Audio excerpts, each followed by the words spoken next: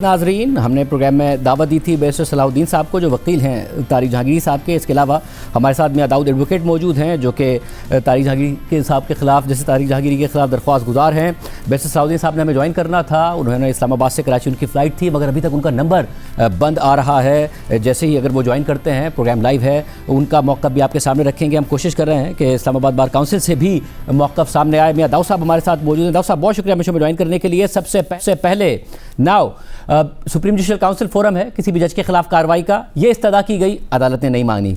Bar council ने कहा कि जी अगर डिग्री का मसला है तो बार काउंसिल के पास सिर्फ और सिर्फ इख्तियार होता है, ये बात भी नहीं मानी गई। फुर्ती भी बहुत ज़्यादा नज़र आई। इसके अलावा इससे पहले भी ये नज़र आया कि इनको जज के ओहदे पर काम करने से भी रोक दिया गया था, जो कि सुप्रीम कोर्ट से ओवरटर्न हुआ मामला। बहुत फुर्ती में बहुत तेज़ी से फैसला दिया गया। हालांकि पटिशनर आप थे, मगर आपको खुद भी नहीं लगता कि बहुत तेज़ी से हुआ है जो कुछ हुआ है?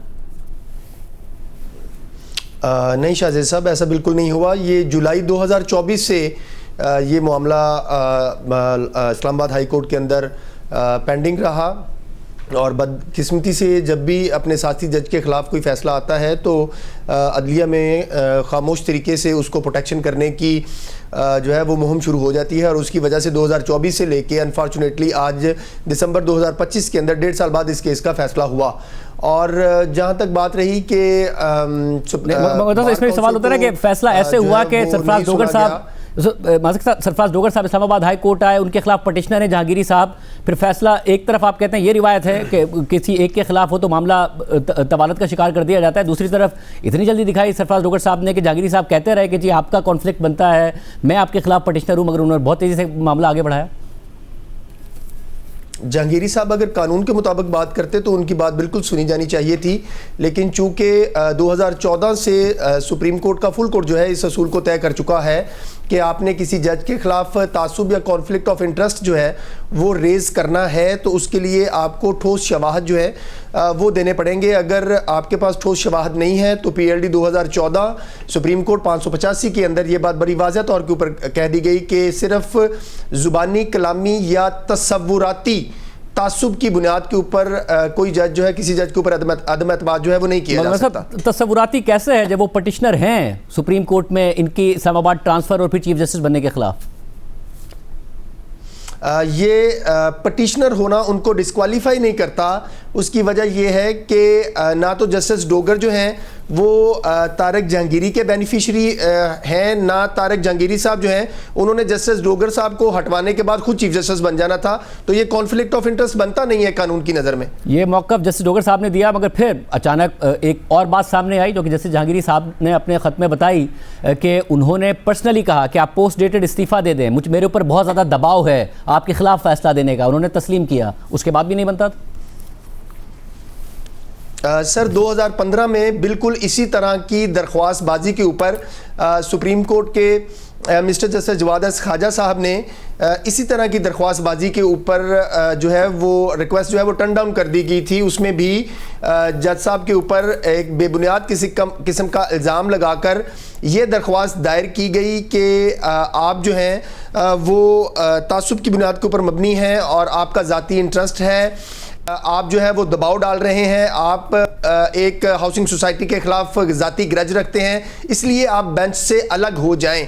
तो सुप्रीम कोर्ट ने 2015 SCMR पेज 882 उसमें भी इस तरह की बात जो है वो डेप्रीशिएट की थी और वो टर्न डाउन कर दी थी सब। और आगे क्योंकि अब जब मेरिट पर बात करते हैं वो उम्मीद करते हैं कि सलाहुद्दीन साहब का फ़ोन ऑन हो और वो इस हवाले से मौक़िफ़ इख्तियार करें। उनका जो था कि कराची यूनिवर्सिटी का डिक्लेरेशन मुअत्तल हुआ था, इस बात को भी लिफ्ट नहीं कराई अदालत ने। कराची बार के declaration Sindh high court bar के डिक्लेरेशन का रिट ऑफ को वारंटो के अंदर शाहजेब साहब कोई लेना देना कोई नहीं। मेरी रिट ऑफ को वारंटो क्या थी कि जस्टिस जहांगीरी साहब का जो LLB पार्ट 1 है और LLB पार्ट 2 है वो एग्जिस्ट नहीं करता, वो बोगस है, वो फोर्ज्ड है, और जो इस्लामिया गवर्नमेंट इस्लामिया कॉलेज है वो ये कहते हैं ये मेरे कभी स्टूडेंट ही नहीं रहे। ये है अब जो सिंध हाई कोर्ट के अंदर कार्रवाई चल रही है वो डिग्री की बुनियाद के ऊपर चल रही है। मैं ये तसव्वुर ये करता हूँ, कानून ये कहता है को जो रिट ऑफ को वारंटो है उसने सिर्फ रिकॉर्ड देखना है, सिंध हाई कोर्ट की कार्रवाई इस्लामाबाद हाई कोर्ट को मुतासर नहीं कर सकती, इस्लामाबाद हाई कोर्ट की कार्रवाई जो है वो सिंध हाई कोर्ट को मुतासर नहीं कर सकती। रिट ऑफ को वारंटो वहां पर दायर की जाती है जहां पर जो मुतलका पब्लिक ऑफिस होल्डर जो है वो ऑफिस होल्ड कर रहा हो, वहां पर जुरिस्डिक्शन जो है वो ली जाए। सिंध हाई कोर्ट में जस्टिस जहांगीरी साहब ने बिल्कुल दुरुस्त जो है वो जुरिस्डिक्शन इन्वोक की हुई है, वो दुरुस्त हो सकते हैं। उस अदालत का फैसला जब आएगा उसको देखा जा सकता है, उसकी बुनियाद के ऊपर अपील्स फाइल की जा सकती हैं, लेकिन सिंध हाई कोर्ट की कोई भी कार्रवाई इस्लामाबाद हाई कोर्ट की को वारंटों की कार्रवाई को मुतासर नहीं कर सकती। मतलब जो आज बैरिस्टर सलाउद्दीन साहब ने कहा कि आज रजिस्ट्रार कराची यूनिवर्सिटी ने तस्लीम किया कि जस्टिस जहांगीरी LLB पार्ट 1, 2 और 3 के एग्जाम्स में मौजूद थे, उनकी डिग्री के प्रोसेस में बेजाब्तगी का कहा रजिस्ट्रार ने। ये नहीं कि उनकी डिग्री जाली है या उन्होंने कोई एग्जाम नहीं दिया, उन्होंने प्रोसेस की बेजाब्तगी की बात की।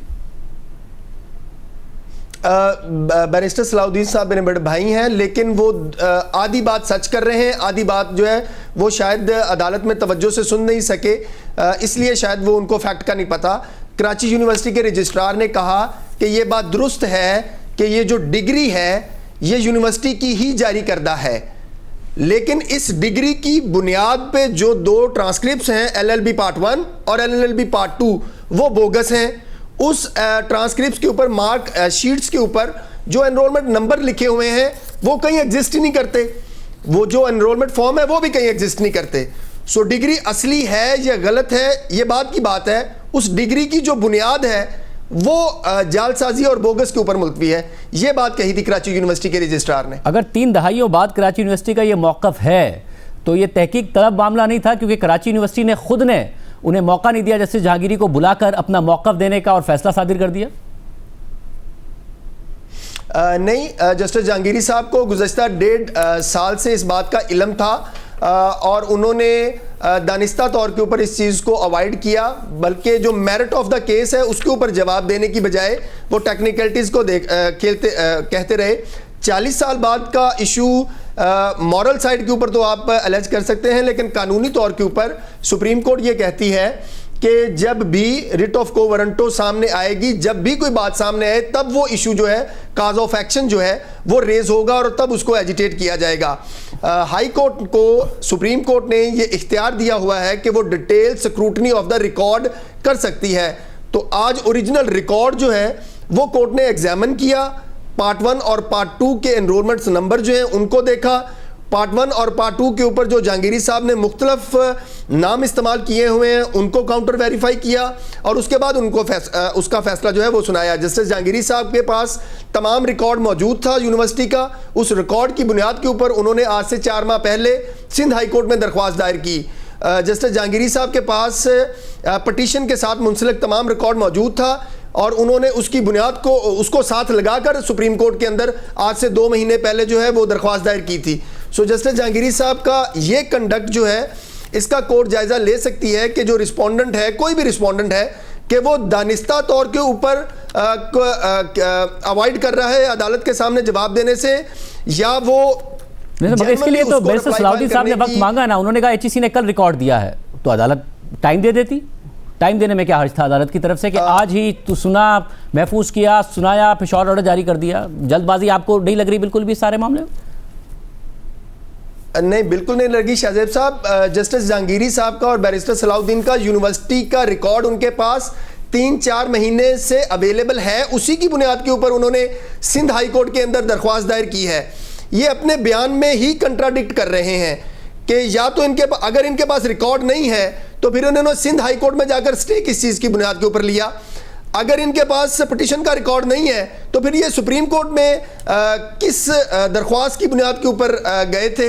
जल्दबाजी कोई नहीं, सिर्फ इनसे ये पूछा गया रिस्पोंडेंट नंबर 1 को वारंटो के अंदर शाहजेब साहब, जो रिस्पोंडेंट होता है उसने अपनी क्वालिफिकेशन का डॉक्यूमेंट दिखाना होता है और कानून बताना होता है। वो क्वालिफिकेशन का डॉक्यूमेंट क्या है? LLB पार्ट 1 और LLB पार्ट 2। आज के दिन तक जस्टिस जहांगीरी साहब जो है वो LLB पार्ट 1 और LLB पार्ट 2 जो है वो सर्टिफिकेट्स ना किसी को दिखा रहे हैं ना मंजर आम के ऊपर ला रहे हैं।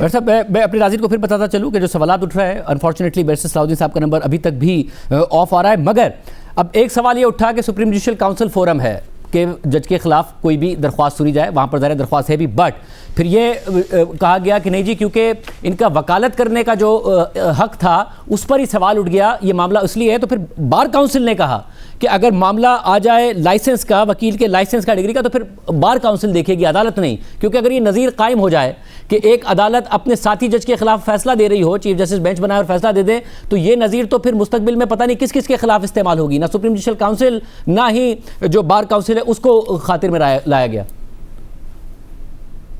नहीं शहज़ेब साहब, हमारे दोस्त जो हैं वो दानिस्ता तौर के ऊपर गलत बयानी कर रहे हैं, क्योंकि सुप्रीम कोर्ट ने PLD 1988 supreme court page 161 Malik Asad Ali मशहूर ज़माना केस, उसमें यह बात तय कर दी कि जो सुप्रीम जुडिशल काउंसिल है आइन के आर्टिकल 209 के तहत वो अलग तौर के ऊपर प्रोसीड करेगा, लेकिन जो किसी जज की क्वालिफिकेशन से बाबत होगी तो मुतल्लका हाई कोर्ट के अंदर उस जज के खिलाफ रिट ऑफ कोवरेंटो जो है वो मेंटेनेबल है। और उसके बाद उसी को फॉलो करते हुए 2009 के अंदर सिंध हाई कोर्ट ने अपने एक साथी जज को रिट ऑफ कोवरेंटो के अंदर ही उनके ओहदे से हटा दिया था। इस्लामाबाद बार काउंसिल को आज सुने जाने का मौक़िफ़ इस वजह से गैर मुतल्लका है कि इस्लामाबाद बार काउंसिल जो है वो कोवरेंटो की रिट के अंदर मुतल्लका पार्टी नहीं बनती, लेकिन इसके बावजूद इस्लामाबाद हाई कोर्ट ने बार काउंसिल को भी मुकम्मल तौर के ऊपर सुना और जो बार एसोसिएशन है उनको भी मुकम्मल तौर के ऊपर सुना। जो वो नुक्ता उठाते हैं कि पहले वकील का लाइसेंस जो है वो हमें उसका फैसला करना देना चाहिए था। अनफॉर्चुनेटली मेरा तो केस ही ये है कि कोवरेंटो के अंदर कि इस सिस्टम की कमज़ोरी की वजह से, खामी की वजह से पहले ये वकला के साथ मिलीभगत करके, बार काउंसिल के साथ मिलीभगत करके ये इन्होंने लाइसेंस लिया, और उससे पहले इन्होंने यूनिवर्सिटी के साथ मिलीभगत करके अपनी डिग्री ली, और उसके बाद फिर ये सिस्टम के साथ कमज़ोरी का, खामी का या मिलीभगत का फ़ायदा उठाते हुए हाई कोर्ट के जज बन गए। वैसे अब देखें, जो पहले फैसला आया जिसमें ज़ाहिर जल्दबाजी के हवाले से भी सवाल उठता है कि पहले इन्हें काम करने से रोक दिया गया। फिर जहांगीरी साहब कहते हैं कि चीफ जस्टिस ने उनसे कहा कि उनके ऊपर दबाव है, जो काम करने से रोका वो सुप्रीम कोर्ट में मामला स्टैंड नहीं कर पाया। अब जिस तरीके से जो कि बहुत सारे एतराज़ात इनकी तरफ से उठाए गए, उसके बावजूद जो फैसला दिया गया है, जैसे आप कह रहे हैं कि जल्दबाजी में नहीं है, मगर बहरहाल सवाल उठ रहा है, ये सुप्रीम कोर्ट में स्टैंड कर पाएगा? ये बिल्कुल आईनी अदालत में स्टैंड कर पाएगा, स्टैंड करेगा, क्योंकि इसके अंदर गुज़श्ता 1.5 बरस से ये सारा रिकॉर्ड, ये सारा मामला जस्टिस जहांगीरी साहब के इल्म में था। उनका अपना कंडक्ट जो है वो अदालती फ़ाइल का रिकॉर्ड का हिस्सा है, और इंशाअल्लाह ताला ये आईनी अदालत में बिल्कुल स्टैंड करेगा। ये आपका ये कॉन्फिडेंस, अगर किसी यादव साहब, ये आपका ये कॉन्फिडेंस इसलिए केस के मेरिट्स की वजह से है या आईनी अदालत के नाम की वजह से है? केस के मेरिट की वजह से शाहजेब साहब, अगर मैं जेन्युइनली आपके ऊपर छोड़ देता हूं कि आप ये जस्टिस जहांगीरी साहब का LLB पार्ट 1 और पार्ट 2 के ये दोनों डॉक्यूमेंट मैं आपके सामने पेश कर देता हूं, आप जस्टिस जहांगीरी साहब को कहेंगे वो आपकी अदालत में लाके ये दोनों डॉक्यूमेंट पेश कर दें। अगर शाहजेब खान सादात साहब इस डॉक्यूमेंट के ऊपर 100% मुतमन होंगे तो मैं माजरत कर लूंगा, जो चोर की सजा वो मेरी सजा। न्यूज़ फोरम है ये जुडिशल फोरम नहीं है, न्यूज़ फोरम है। उम्मीद करता है कि सलाउद्दीन साहब होते हैं वो खुद इस बात का जवाब देते हैं। अब ये न्यूज़ फोरम है, बगैर आपकी का जो ज़ाहिर कॉन्फिडेंस है, उसके बावजूद जब से जस्टिस डोगर साहब चीफ जस्टिस बने हैं, इस्लामाबाद हाई कोर्ट पर बहुत सारे सवालात उठे हैं। सिर्फ इस मामले का नहीं उठा, साथी जजेस ने दीगर मामलात पर भी सवालात उठाए हैं। ये जो कंट्रोवर्सी है जिसके साथ ज़ाहिर आप पटिशनर आप हैं, आपको लगता है कि मुस्तकबिल में भी आप इस सारे के सारे मामले को इसी तरीके से डिफेंड कर पाएंगे? जब ये आज के मामला तारीख बन जाएंगे, आप इसी तरीके से डिफेंड कर पाएंगे जो कुछ हो रहा है और जो कुछ किया गया? अल्लाह ताला ने तौफीक दी तो अपने केस के मेरिट की बुनियाद के ऊपर इसी तरीके से डिफेंड करेंगे। अगर ये डॉक्यूमेंट कल बोगस और जाली थे, आज बोगस हैं और जाली हैं, तो मुस्तकबिल में भी ये बोगस और जाली होंगे।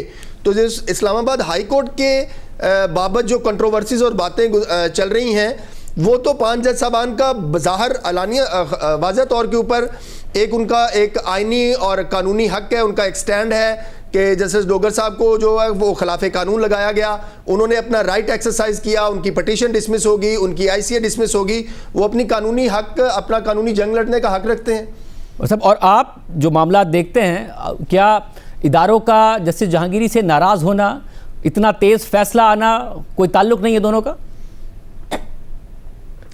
शाहजेब साहब, ये कतई तौर के ऊपर तेज़ नहीं है। मैंने गुजारिश की, ये जुलाई 2024 से ये मामला इस्लामाबाद हाई कोर्ट में ज़ेरे इल्तवा है। जहाँ तक रह गई बात के अदारों का नाराज़ होना, for the sake of argument ये बात तस्लीम कर भी ली जाए, फिर भी इस बात को जवाज़ नहीं दिया जा सकता कि जाली डिग्री की बुनियाद के ऊपर कोई शख्स वज़ीर आज़म बन जाए, कोई शख्स जज बन जाए, कोई शख्स सरकारी अफसर बन जाए। बहुत शुक्रिया। मियां दाऊद एडवोकेट का मौक़िफ़ सुना। बैरिस्टर सलाहुद्दीन साहब का नंबर अभी तक बंद है। हमने इस दौरान इस्लामाबाद बार काउंसिल के वकील से भी रब्ता किया कि वो प्रोग्राम में ज्वाइन करें, मगर अनफॉर्चुनेटली उन्होंने भी ज्वाइन नहीं किया है।